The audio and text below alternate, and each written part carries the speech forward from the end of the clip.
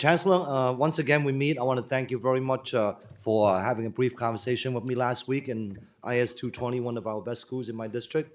As a PTA president myself, shout out to IS 187 and PS 112. A lot of parents are concerned about this. You know, our new Mayor Mamdani has indicated that he would phase out our current gifted and talented programs, which have been highly successful and well revered by the parents and the kids alike citywide in every neighborhood that I can think of.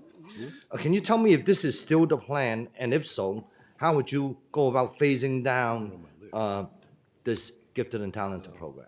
All right, yeah. So,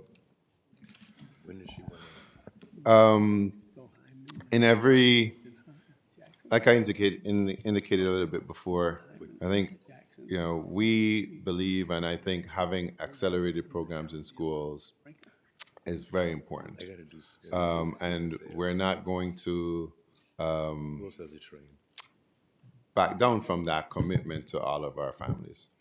However, I think that the way we do these accelerated programs, we can take a look at. For example, right now, there's no testing involved in our GNT program, right? So a parent or a teacher checks a box that says, you are ready for accelerated programs at kindergarten.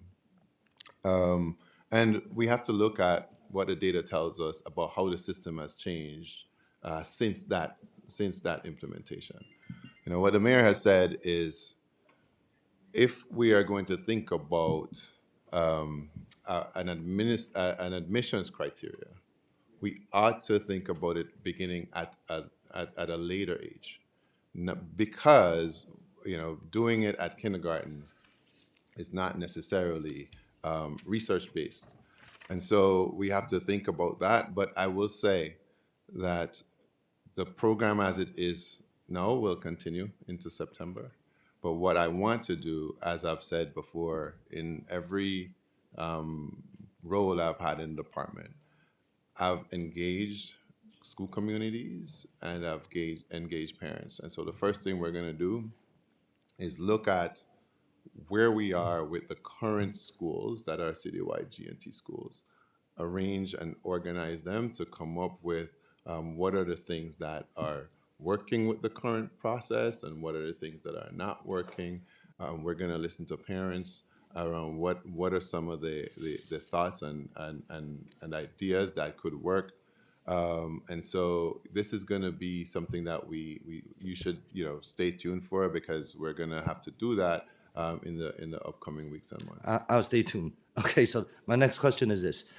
Asian students represent about 1/5 or just under 20% of New York City public school enrollment, but yet Asian principals represent less than 4% of school leaders.